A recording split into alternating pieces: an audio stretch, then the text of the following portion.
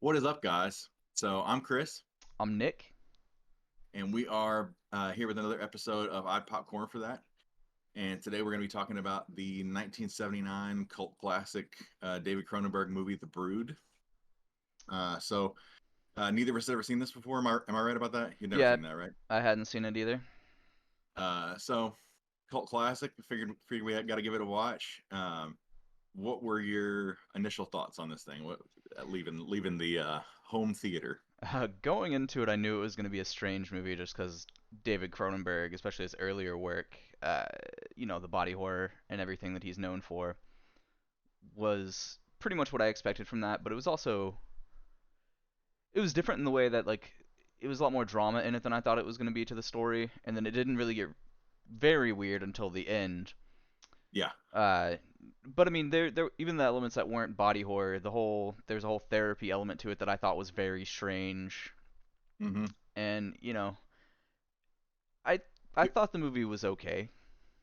If somebody said I'm a David Cronenberg fan, I would definitely recommend it. If they came up to you and they didn't say anything about I'm already a fan of Cronenberg or I'm a whatever, is this a movie you'd recommend to somebody else? No, not at all. You would not. Okay. I don't think I would. I mean, if they're a fan of like campy horror type things, then maybe. Uh, I think I agree. Yeah. Like yeah, if you come up to me and say some things about here's what I'm into already, then yeah. But it's not for everybody. and I haven't seen that many Cronenberg films to begin with. I mean, I've seen The Fly, but that's been a long time ago. I mean, Eastern Promises and A History of Violence, I love both of those movies, but those do not feel like David Cronenberg films, like Well, from and he his actually original. so I looked and he has said that this is like his most like close to resembling a traditional classic horror movie.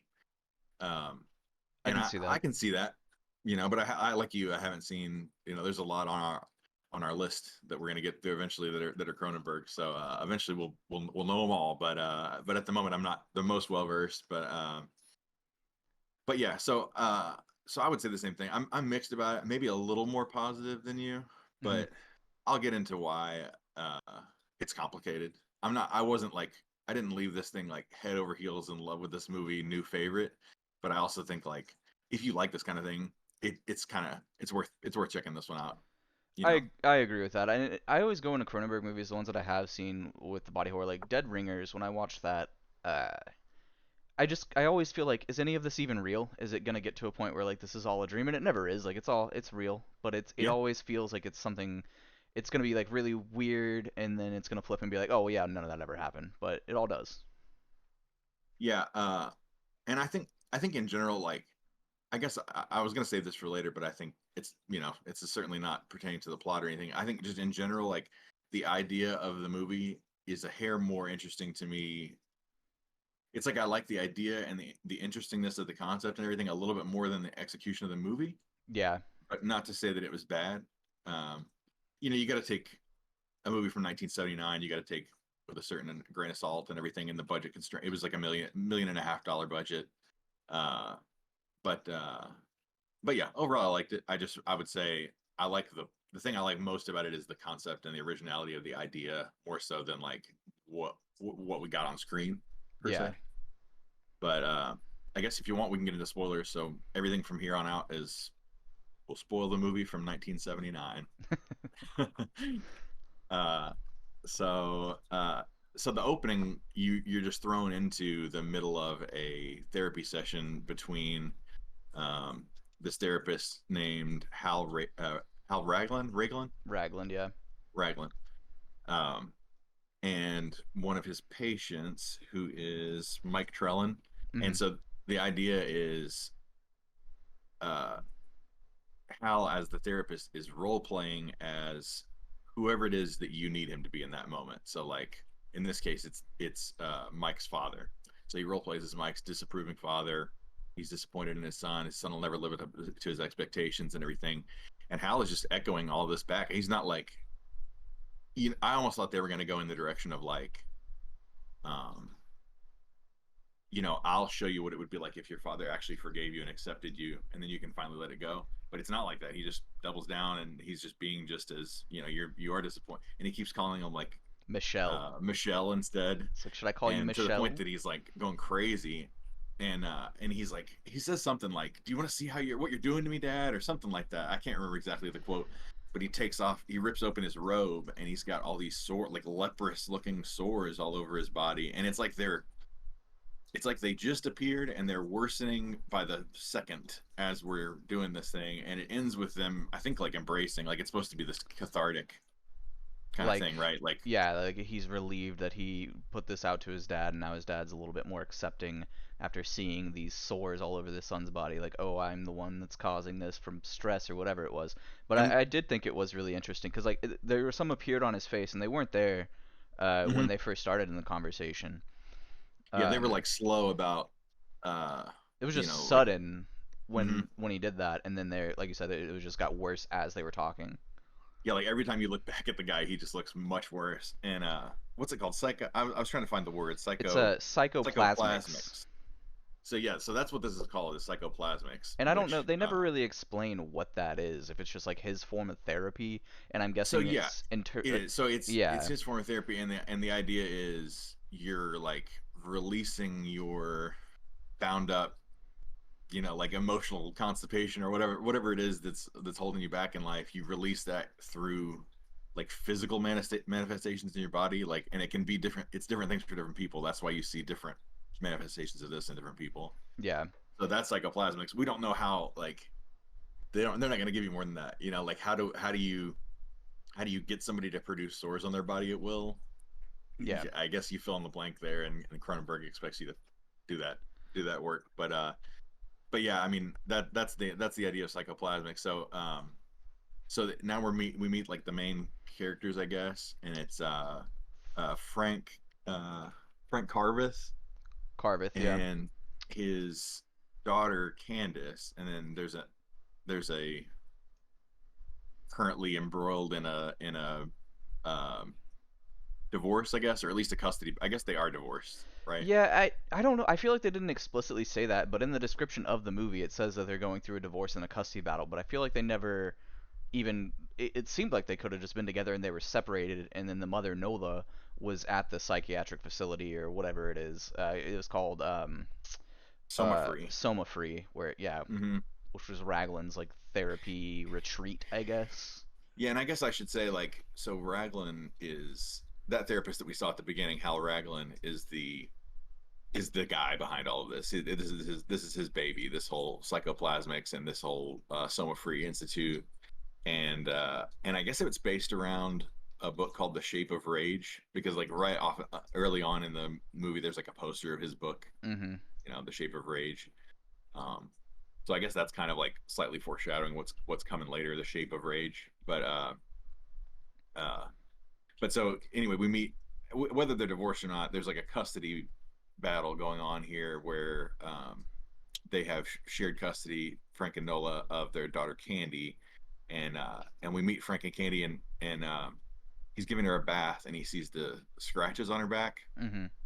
and and his immediate reaction is that she was just with Nola at the visiting her for her visitation time at Soma Free, and so she must be abusing my daughter. So he just you know scoots down to Soma Free, and immediately confronts Raglan and says that she can't have access to their daughter anymore and everything. And he's certain that this must be somebody else that did this, and he's got to be wrong, and don't jump to conclusions. And he insists that he can't talk to her, and he can't take the kid away, and Yeah, 'cause it's like a crucial part of her therapeutic treatment that like they're she's in almost on like the isolation. edge of a breakthrough through isolation, but she still needs to be able to see her daughter. Yeah, it's like that would set her back however many steps if he takes her daughter away. All the progress is going to be shot if he takes the daughter away. Mm-hmm. And he's determined to take the daughter away. And then let me look at my notes here. So the t- we meet the teacher pretty early on. I don't know if they say her name, but it's Ruth Mayer, Yeah. and she just says she wants to talk to Frank later about um, Candace's performance. And then um, Frank meets with Nola's mom about, I guess, about, does he talk to her about the abuse that he thinks is going on, or does he just like make it seem like, I just wanted you to be able to see your granddaughter and you don't see her enough, and yada yada. Yeah, I think that's pretty much what it was. Is he just wanted her to have So you like just a wanted to see the relationship. granddaughter. Yeah. and you find out there that like there's a strain on the relationship with Nola and her mom because uh like the mom's name is Juliana, Hmm. but Juliana is And surprised that Frank would let her see her granddaughter anymore because if it was up to Nola, she wouldn't see her granddaughter. and I was What a were you little gonna say? surprised too because the grandmother's clearly an alcoholic. She's just drinking a giant glass of whiskey, and he ends up leaving Candy with Yeah, the grandmother to go like look at a work site or something. yeah, and it seems like he knows that she was a terrible mother. Hmm. You know what I mean? So I don't know if it's just that he's like, because it didn't happen to him, he's like, well, I trust her. I just don't know why you would trust a woman who was like an abusive alcoholic mother to your kid if you knew that was the story. And you kind But of get that's what. a glimpse into like they're looking at pictures of Nola as a child, and she's in a hospital bed, and she looks very similar to Candace, which was weird because It's. I think it's the same actor in the I think picture. so, yeah. Yeah. And I guess she was real sick as a kid, is what it made it seem like. But it also goes on to kind of seem like maybe she was just mentally ill. Uh, Oh, and so I don't know if I forgot or if this is just happening like simultaneously, but but he's left Candy with Juliana, and they're talking about these photos, and she's talking about how your mom was sick and everything. But while that's going on at Soma Free, Al is role playing uh, as her as mother with as Nola, right? Juliana, yeah, So he's pretending to be Juliana with Nola, and she's it's like the first I think it's the first F word of the whole movie, but she says some mommies aren't good mommies, some mommies are fucked up mommies, yeah. and And that was but that so whole therapy technique he did. I was thinking like, it's a Cronenberg film, so it's gonna be a little strange. But I was like, is he actually channeling these people to get this information, or is he just completely pretending to be these people? Because from what he's gleaned from his conversations, I'm guessing. it's not obvious, but I just figured it was like he's using what he's learned from her talking with her about these stories to pretend to be them, but based on his knowledge or whatever. Because like Okay. he wouldn't be channeling. Well, that's skipping ahead, but I mean, I think I have a reason to think that he's not actually supposed to be channeling anyone. I think it's just play acting to get the reaction out of people that he wants. Yeah.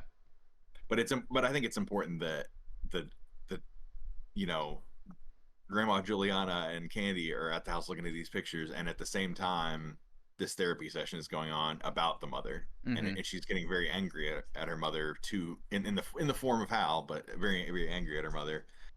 Um, and then oh, and they mentioned the thing. I don't remember what you said, but you mentioned like the lesions, right?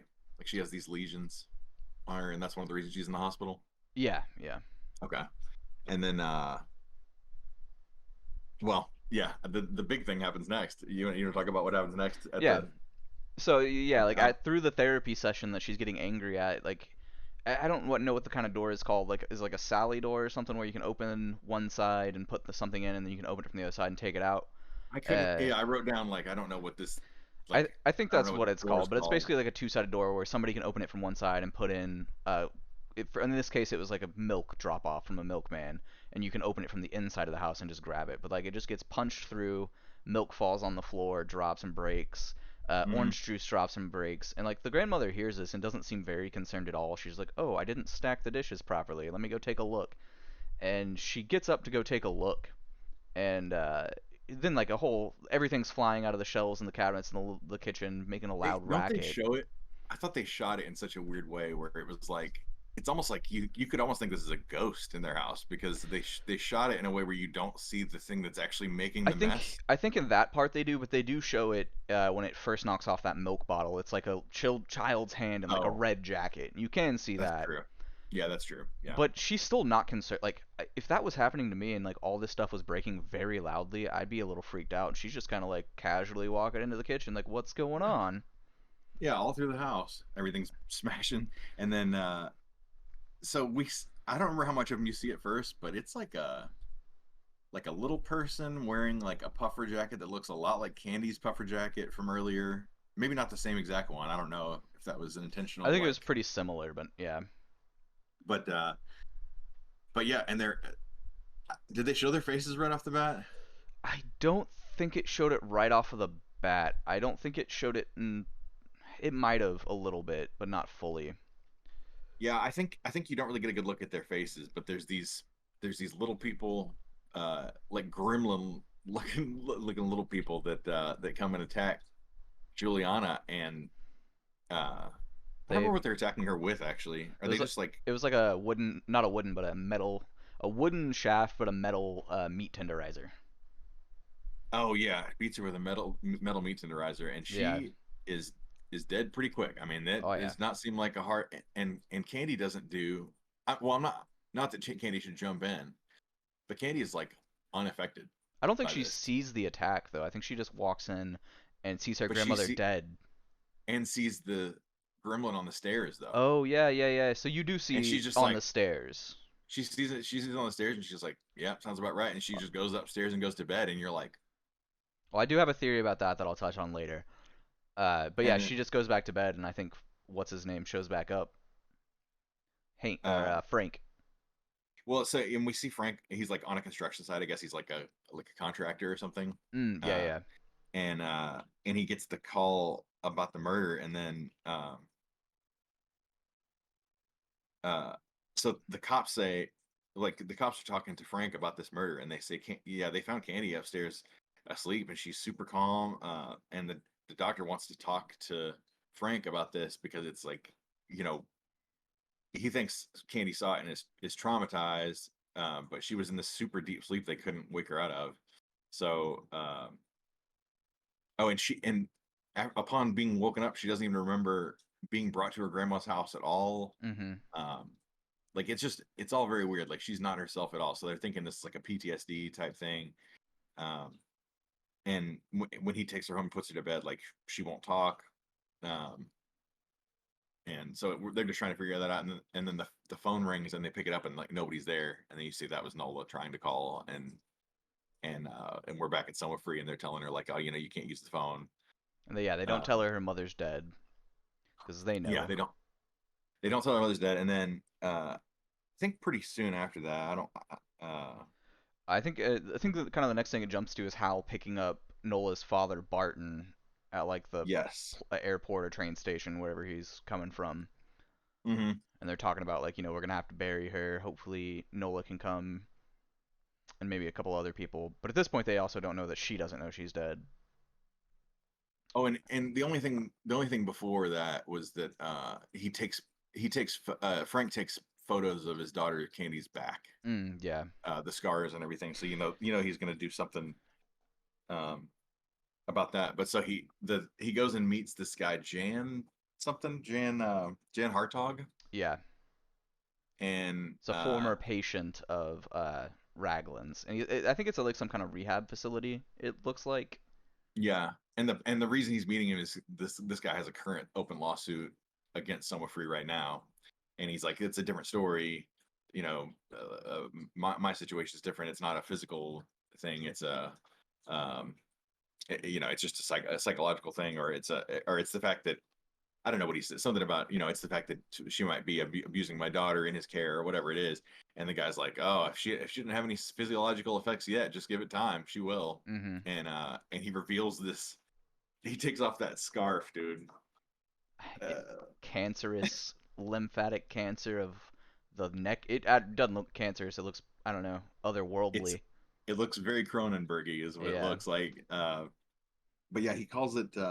I thought this part was like kind of interesting. Let me see if I can find where I'm at.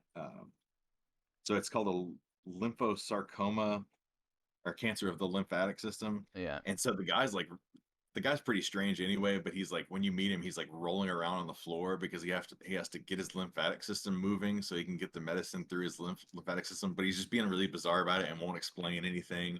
And he's What just I rolling around there. He's like, give me a second, I got to do some more rolling on the ground. and I think that is a big point in the movie as well to like explain other things about the lymphatic system not being part of the circulatory system, Right. and it's just like Uh, completely separate, but it's a main part of your physiological being, I yeah, he guess. says he says Rylan encouraged my body to revolt against me. Yeah. Uh, and so I think that's just the general idea. We don't know how he gets people's bodies to revolt against them, but that's the general idea. Um, and so now uh, Barton, the dad, goes and visits Raglan and tries to tell. Well, he doesn't even know that his daughter doesn't know that her mom's dead, and Yeah, they won't let him in. And now he's trying to you see see, his daughter to like let her know that her mother is dead and that they're gonna have a funeral, and like I think Raglan won't let him in, and he's all Barton, Nola's father, is also drunk at this point, trying to see her, and oh yeah, well, so he goes and gets denied at Summer Free, and then I think it's just like we just run into the teacher again, mhm, uh, Candy's teacher, and he says, would you like to come over for? I don't remember how it gets initiated, but it's like, would you like to come over for dinner? We can talk about Candy's school performance and stuff like you were wanting to talk about. And so she comes over for dinner, and it's pretty like awkward conversation. I thought, right? I don't know. It seemed like a yeah, strange. I don't remember what they talked about, but it seems like a strange conversation, and we just got like a little sample of it before Barton is drunk calling uh, Frank from to try to get him to. We're going to team up, and we're going to go kick Hal Raglan's ass and take Nola home and everything, and so he's trying to get him to calm down, and it's not going to work. well, he's also at Uh, Juliana, his former wife's house that was murdered. He's like, I yeah, made that's a the mistake and I came here, and then yeah, he's like, come get me. We'll go take out not take out, but you know, yeah, he got caught in his feelings looking in that old house that he used to, because they hit. I don't think we said this, but they've been divorced for a long time, like but 10 years, yeah. now he's like kind of going down memory lane through the house, and then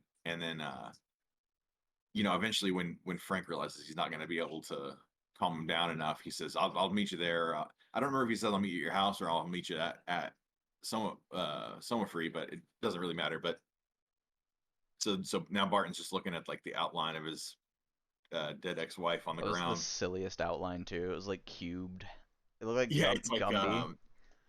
yeah, I don't know what it's like. I've never seen it. It's not even a chalk outline. It's like white tape, very deep, like not very detailed, but like yeah, it looks on an odd chalk outline. And he starts crying and saying, where did we go wrong and whatever. He's kind of mourning the loss of his marriage and the loss of his ex-wife and her life and everything. And then he goes upstairs. He's laying on the bed and he's just dead to the world, drunk and crying. And we see one of these little gremlin fellows pop out from under the bed again. And there's just very conveniently two big heavy glass Like I paperweights. yeah, Like just why there just had to be two of them, like so of conveniently right course. there. And And and there had to have been another therapy session going on at this point where he's talking Nola's talking to Ragland about her father. I think there is.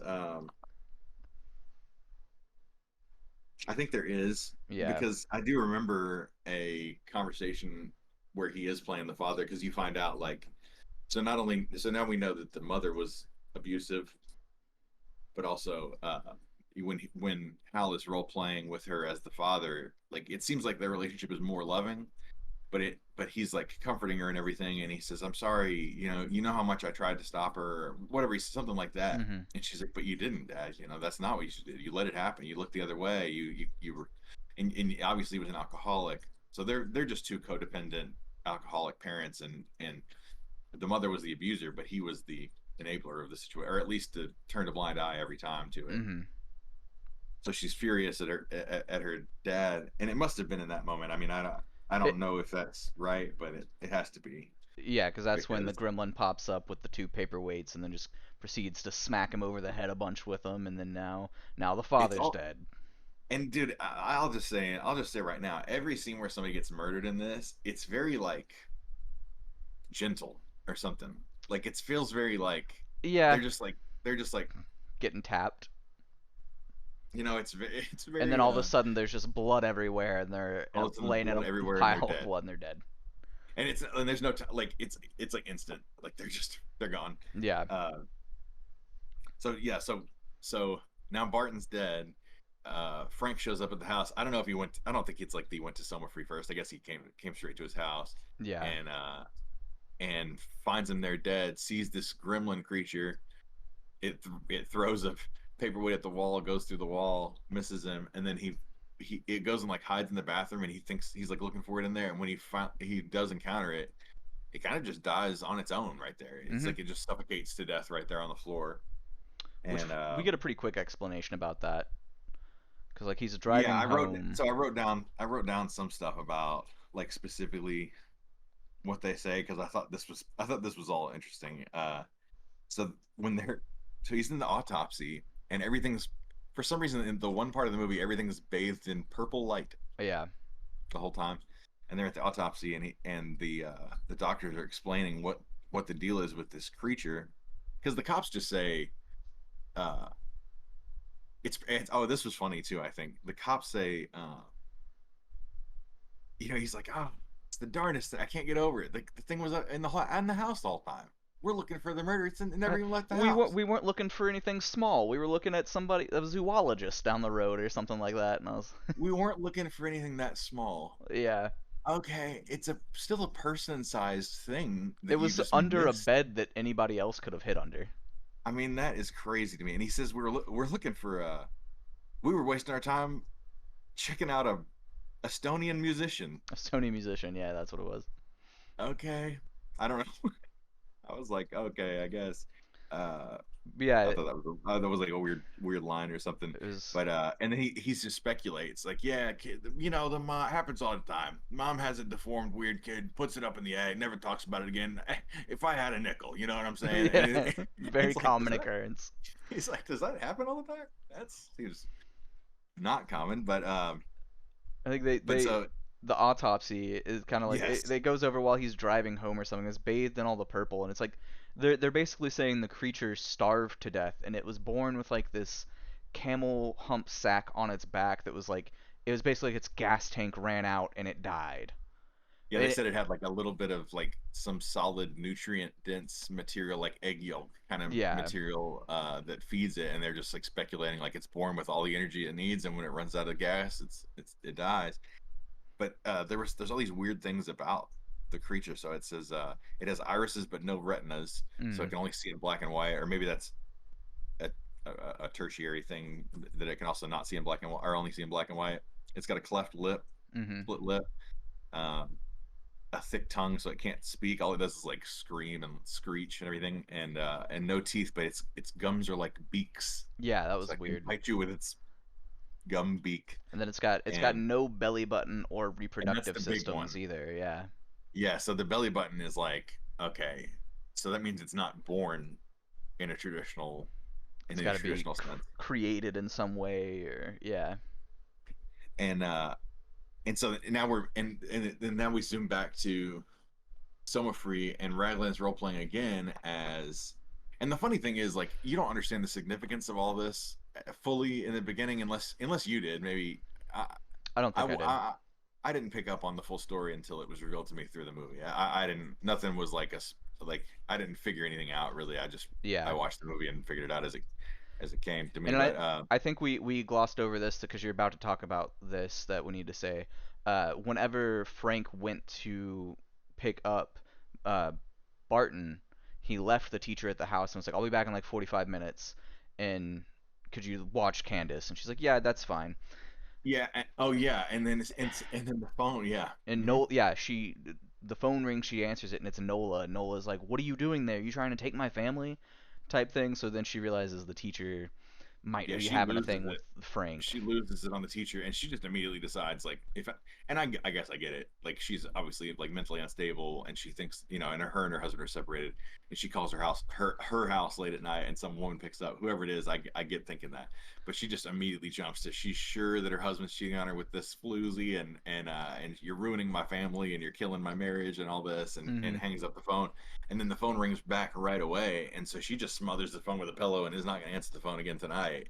But that next phone call was Frank Trying to explaining tell why her, he's not. yeah. I just witnessed a murder, and there's some gremlin here with no genitals, and so So so then now we're back at Soma for that other therapy session. yeah.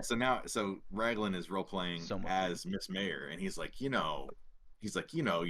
your husband would just be better off with me. Things you act like things that were good all along, but they weren't good the whole time, and your husband just needs to leave you be with me and he'd be a lot better off and whatever. And she's obviously furious, and you can tell she like pins everything on the teacher rather than her husband. Like it's like you're taking advantage of his loneliness. Like, why you shouldn't have seduced him into this? You're poisoning his mind against me. You're, and she's all her rage is toward her, and she seems like she still wants to just resolve things with Yeah, her husband at this point. like she just wants her family. But yeah, so that's the moment where she's super uh, furious with Miss Mayer, Ruth Mayer, and then uh, As that's happening, it's like a school day where all the children are going well, into class, right? wasn't there one other thing? Hang on, real quick here. Uh, well, so Frank comes home and he's like, "Oh, I called a couple times and you didn't answer." And she says, "Yeah, I can't. Your life's too complicated Yeah, yeah. right now for me." And so that if there was ever any hope of that going anywhere, it's not going anywhere now. And he goes and checks on Candy upstairs, and she's not in bed, and it's like a little jump scare moment Oh, where he yeah. like thinks she's in bed because there's like a lump in the blanket, and he pushes on it, and she's behind him crying, and he tells her, uh, she says she can't sleep because she had a scary nightmare, a scary dream, and he says, "Well, I saw what it was that killed Grandma, and I can tell you for sure that thing's dead. It's not gonna hurt anybody anymore. I saw it on an autopsy table. It's done." And so that seems to calm her down, but not. It's like a weird, like you can tell something's a little up because She's a she's strange like kid. it's dead, and he's like, yeah, it's dead, and she's like, she just like hugs him, but I don't know. I think you were supposed to notice something off about that. I mean, I felt like I did anyway. Mm. Um, and then And then I think it's the therapy session, like you were saying, and then it's the school day. well, Is there something in between that? so we see Raglan see the cover of the newspaper, and they've got a picture of the autopsy on the cover of the newspaper, That's and right. uh, and he's like, that his assistant Chris is there, and he says, how many guests do we have in the main house? And Chris says 27, and he says, you got to get them all out and close up shop. Yeah, And he's like, oof, that's gonna really be hard on some of these people, especially Mike. And he's like, yeah, well, do it gently then. that's And right. they put them all on a big bus and just take them to, I don't know, I Just guess drop them off somewhere. intermediary Yeah, care or what, I don't know what you call it, but it's over. And uh and Mike is the guy who at the beginning of the movie was uh having was his therapy like it session was with like the the opening session of lesions. the opening of the movie was that therapy session with Mike, and he's the one that wants approval of his father so bad, and they show him getting on the bus, and they're like, just be a good boy, and it'll be all right, you'll see the doctor, I'm sure. That's right. And but let's see. And then I think it shows Frank meeting back Oh, up with Jan, and yeah, Michael's there. you meet Jan, the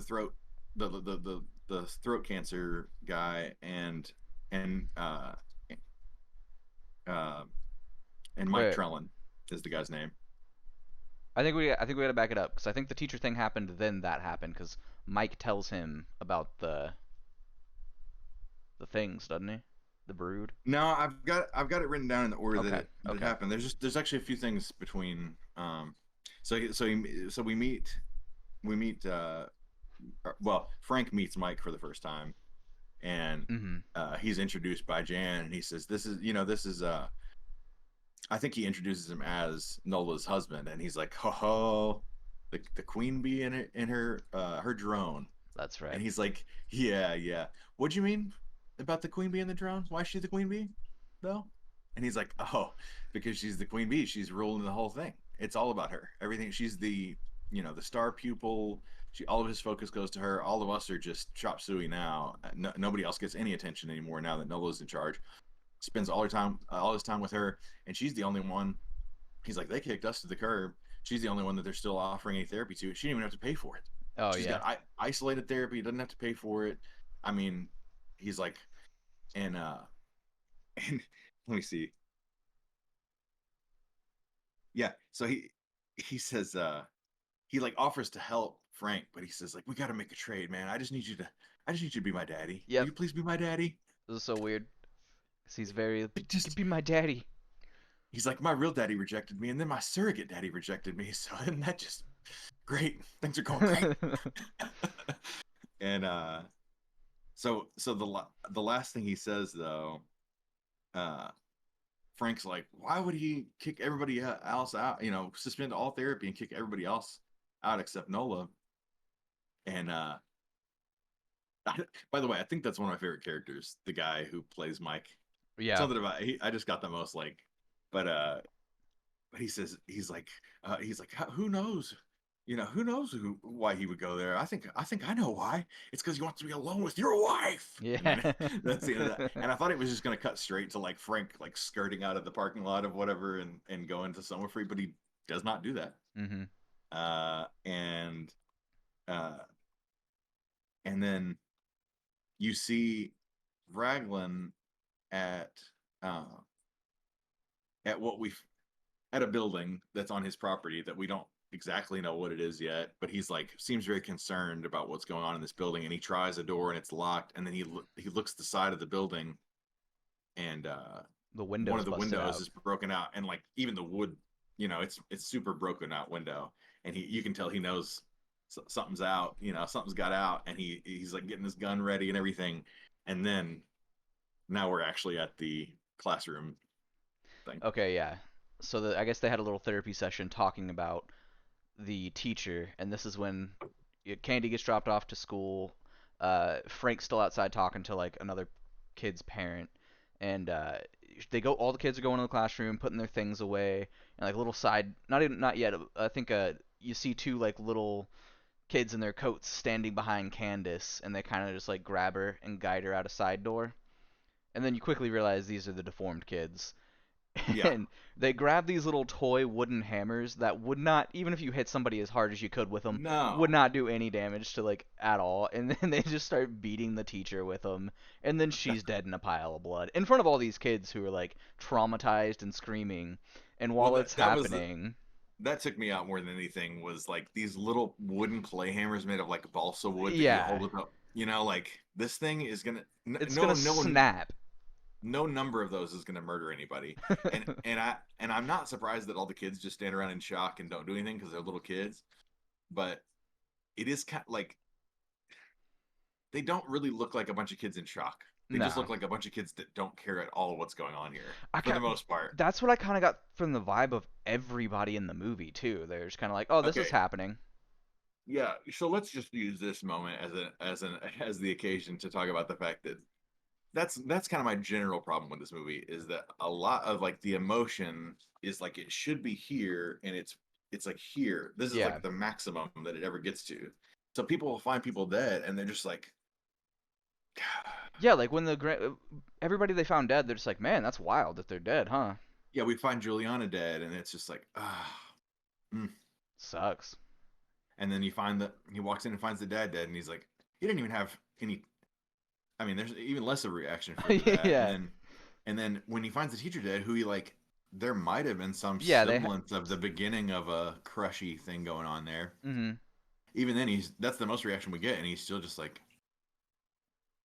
darn it, Yep. gosh darn it, Yeah, cuz that's not what I wanted to happen. yeah, 'cause one of the other students runs out while she's getting murdered and sees him and is screaming about how she's being attacked, and I think he goes in, finds her dead in the pool of blood, and he's just like, "Where's Candy?" And like the other two kids took her, and they like let her out that side door I to think go back. honestly, I mean, the guy I'm not familiar with his work really, but the guy who played the dad to me was probably like the worst offender as far as it's a little stiff or it's a little he didn't like fully dive into the role completely, like he never gets that emotion you really Yeah, to me would want. And and on the other hand, like if anything, Nola's character it was a little over the top. gives the most. She's almost a little stagey, you Yeah. know, it's a little like feels like a stage play a little bit. So, but I mean, But so was Ragland. I feel like he was very oh yeah, stagey, he is the most over the top of the movie. You're right, something about him was like Will Shatner like, a little bit. Yeah, I can see that.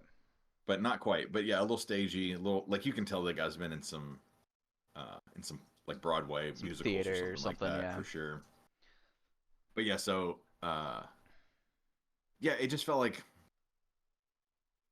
I wonder how I would have left feeling about that movie if they'd been able to crank the emotion up a little bit more because it's like it wasn't really like even written badly or anything like I that. It's just I like think that's just kind of a Cronenberg thing because I remember in Dead Ringers, I feel like it was very emotionless as well.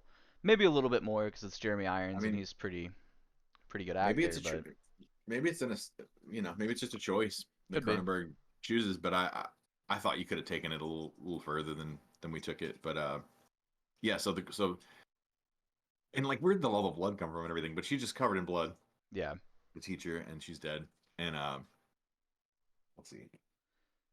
Uh, I know it kind of shows the two creatures walking Candace to Soma free is what it seems like. And there is a red truck that drives by them on this snowy road. Three little children just walking down a road and doesn't stop. yeah, they're fine with it. Yeah, they're like they look fine. Yeah. They're like in the road too. But yeah, and then so now we're looking for that well that this again is another case of like he's so casual about the fact that his daughter's missing now. Like he wakes up and is like yawning, makes himself some coffee and everything, and then he sees something about like child missing or whatever, Oh and it's his yeah. daughter. I'm like, He I had to don't have know. put that up in the paper. It's like has time elapsed that you're now calm about? He never seemed to be freaked out about his daughter's missing. He's just like, And gotta then find her. does somebody call him and tell him that she's at Soma? I don't remember how he like. I mean, obviously he's got to know that's where she I think he is. just decide. No, he goes first to the house that when he and his wife split up. Am I right Oh, about this? that's yeah. So I guess when him and his wife split up, she They took got a place Candace together, to like this little apartment above a garage or something like and that. he had never been there before. We just thought maybe she would be here, Yeah, and then I think he sees and a picture of Dr. Ragland and then thinks like, oh, maybe she's at Soma Free. He's like, why wouldn't you think that first off? But then yeah. I don't think that he knows that the creatures took her. I think he just thinks she Oh ran no, off. I know what happens. Okay. Or maybe you didn't forget this or whatever, but I think this is like a link. Uh, but he's like at his house, and um, Mike, the guy who's was giving him all this information about the queen bee and all that, Mhm.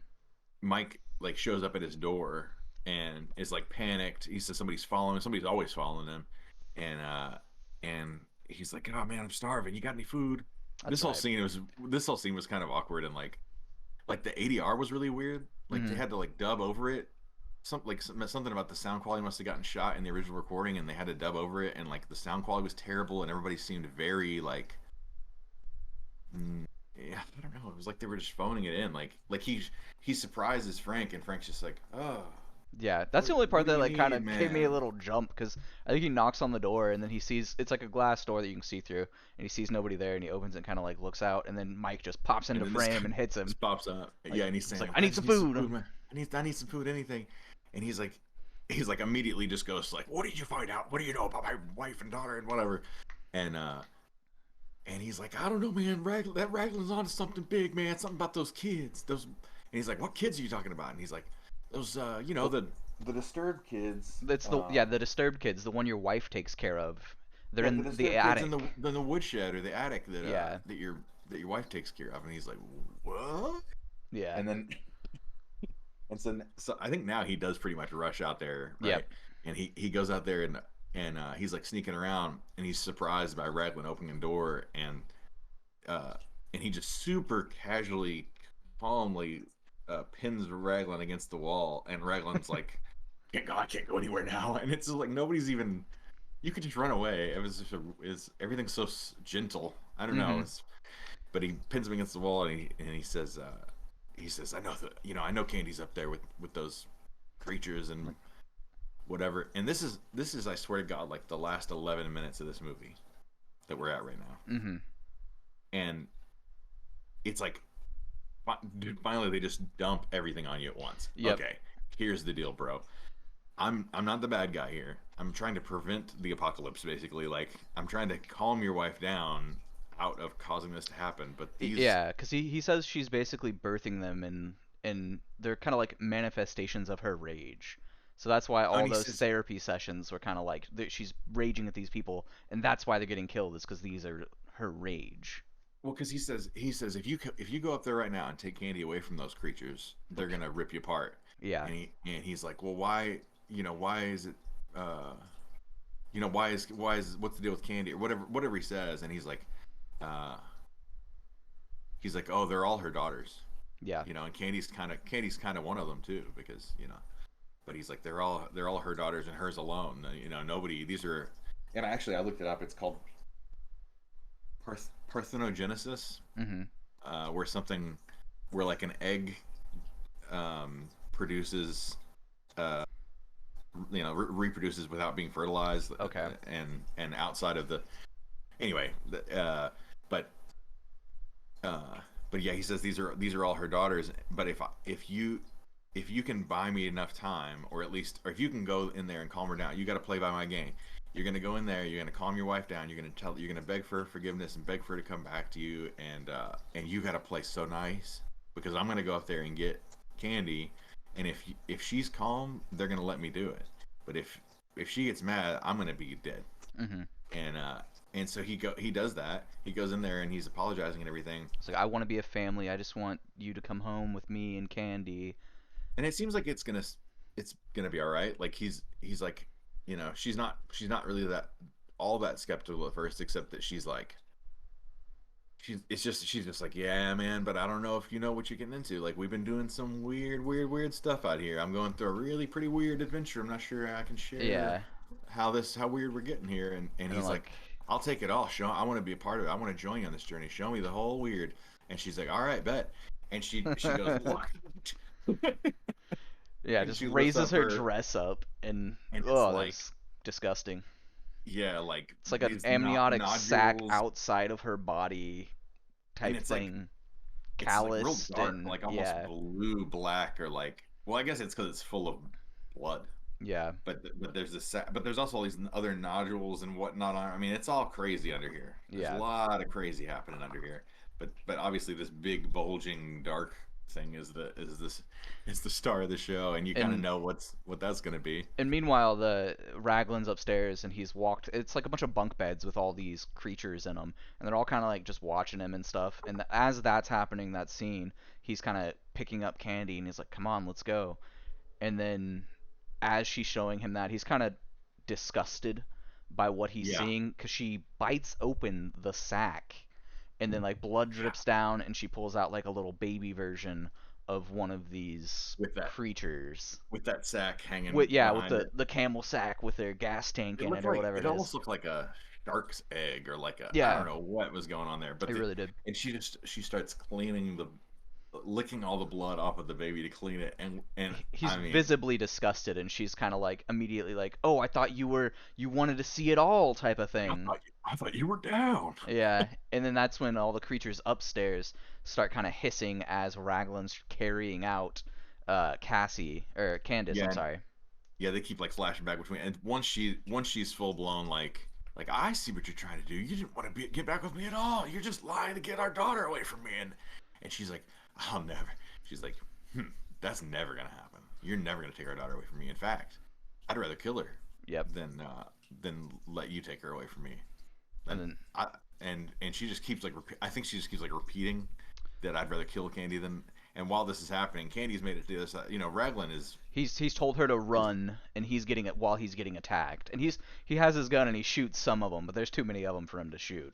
Yeah, he gets like eight of them or something like that. But there's way too many, and she managed to get out the door while they overcome Well, him, and she doesn't get out the he's door. gone. She gets in like a little closet that's inside of the attic, right? Which why she should have just turned left instead of right, and she would have been Oh, outside. well, And I then didn't she's realize that, hiding in but that little closet that's up in the attic, and then he's dead. And then they're all trying to bang on the door and trying to get at Candace, or yeah, Candace now to kill her. and they busted that door. The door is made out of like corrugated cardboard, so Yeah, they busted yeah. that There's with nothing. no problem at all. And then uh, he says, that he's talking to Frank's talking to Nola, and he says, you're the one that's controlling them. You've got to stop this. You can't let Hmm. them kill Candy. And you can tell. I mean, her reaction. She's just laughing and maniacal. She's lost her marbles. I think he's basically like, And he I'm says, gonna kill I'm you. gonna have to kill you if you're not gonna." And so he makes quick work of that. Chokes her out. She's dead. People die so easy. Oh yeah. It took him In like this, 15 seconds to choke her to death. he's just like, got him. No, it's a little longer, but it is comically easy to kill everybody. So she's dead now, and so all of them just, I guess, drop dead Yeah, he goes at the moment that upstairs she's and they're dead. all dead at like at the of the door that's kind of like halfway busted open at this point. And this is where I was like, I bet Candace is gonna be dead as soon as he opens that door because she's a part of her as well. But I guess since she's a normal They can, birth, and you know what? I mean, it would have been a more interesting ending, I thought but I was hoping it was, and then we got the ending we got. I mean this was still an interesting ending because Yeah, the very end is, he is Candy is alive. He's able to save her, and they're driving away. he gets her in the car to take her home. Everything's fine now or whatever, but she looks shell shocked, Hmm. uh, and just completely traumatized and everything. And at the very end, I don't think I missed anything. You just see like the camera pan in and zoom on her arm, and it's these things called, I've never heard of this. These things called wheels, but it's spelled differently. Huh? Um, Wheals, I didn't hear. I kind of thought like a they were welt, just. but I yeah. there's something called a wheel, and it's this like round raised kind of flat top bump, and there's two of them on her arm, and obviously, The you mother know, had those as well. that's what her mother had growing up. So she's going to be a future little rage monster producer, I guess. I mean, but Yeah. there's no more Raglan, so I don't know how. Maybe not, but she's going to have some of her mom's mental health issues. It looks like, and that's the end of the film.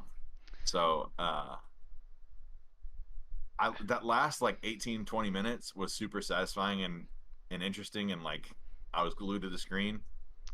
The Yeah. previous like hour and 10 minutes or so was still good and everything, but it was just not.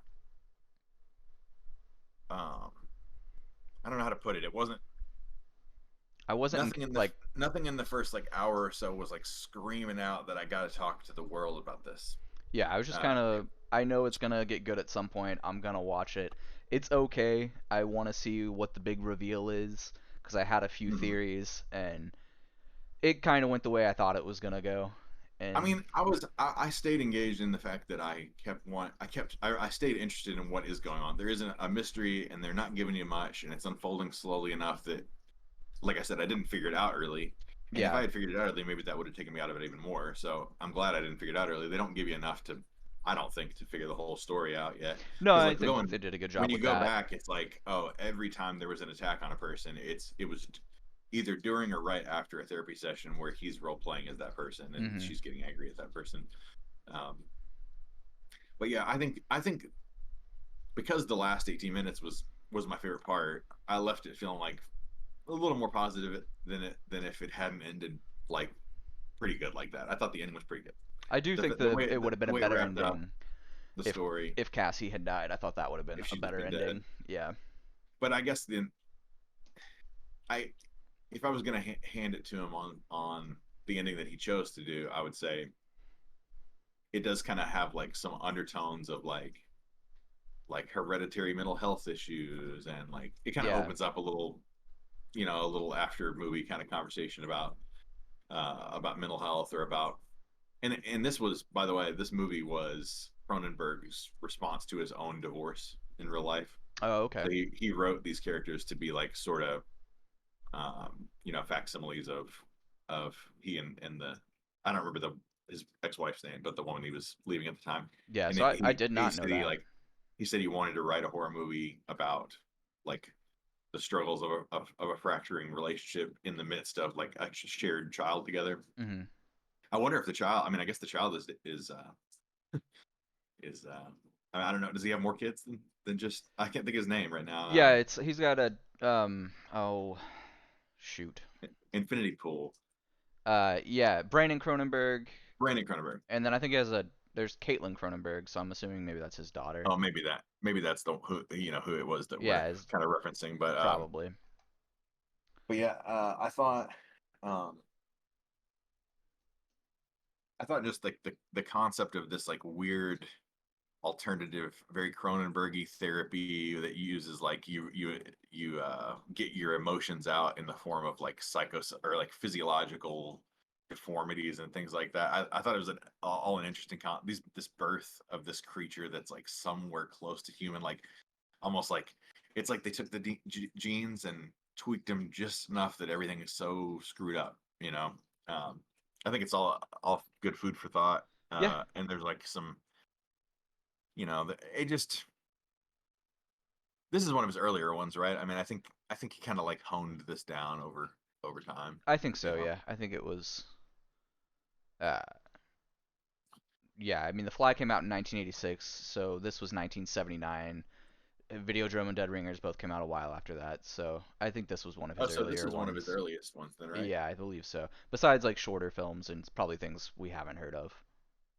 So I mean, listen, if somebody, you know, if it was 1979 and somebody comes to me and says, there's this new director on the scene that hasn't done. I don't know if this is the case with Cronenberg or not, but like if it's like, yeah, all he's really done is shorts and stuff, but he seems like ambitious and he's got an interesting voice to bring to this, and they show me this movie, I would be like, that is really good for like if that's your first full length feature, Yeah. that was great. That was great.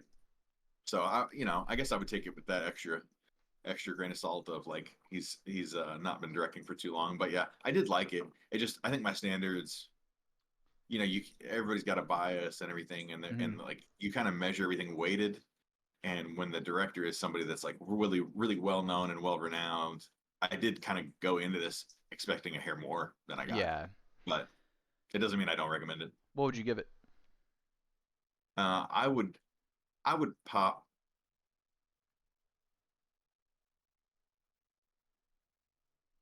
I'd pop 6 out of 10 kernels for that. Okay. Yeah, I think I'd pop 4 out of 10 for that. Ooh, I I lower than I average. didn't enjoy it that much, honestly. It was I mean, I'll tell you this, before the last 12, 17, something like that minutes, I would have given it a 4. yeah, And I think that it did enough at the very end that that I was satisfied enough to give it above average, but not any more than one above average. yeah. There's just some things like how nobody felt like they gave a shit during the whole movie, and for me there was a little bit too much of kissing the child on the mouth because I'm not a Hmm. big I'm not a big fan of that. And then the dad's like every time he's like bye, and like they just kiss each other on the mouth, and in my head I'm Oh, just that's thinking funny. I like didn't even that's not think even your about it. real child, and like Yeah, this is you know yeah.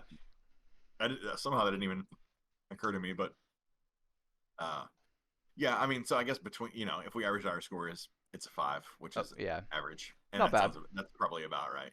It's all right.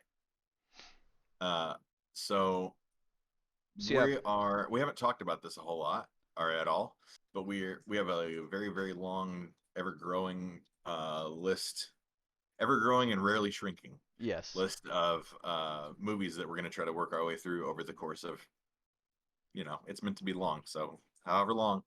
Um, but we're trying to randomize it. We're probably going to try different ways to randomize it to try to pick movies. Trying not to do like two genres in a row back to back, two movies of the same genre in a row. But if anyone out there sees this and is interested in watching along with us, treat it like a movie club, and we'll tell you what we're going to watch next. So the next video is going to be Bringing Out the Dead by Martin Scorsese. I can't remember the year, 80s. I it was either late 80s or early 90s. Anyway, it's streaming on Showtime if you have Showtime, or I think you might be able to purchase it. It's actually late 90s. It's 1999. Yeah, I think it's on Paramount Plus, Showtime, Hulu with a subscription probably to Showtime, things like that. And you could probably rent it somewhere for $2, $3. Yeah, I won't say too much But about the plot, but it's like you said, it's a Scorsese film. It's got John Goodman, Nicolas Cage, Ving Rhames, and Tom Sizemore. So it's got a pretty good I cast, mean, and how can you? Scorsese. Yeah, I just can't see. I will be very disappointed If if it's I'm not good, disappointed. yeah, yeah, Yeah, yeah.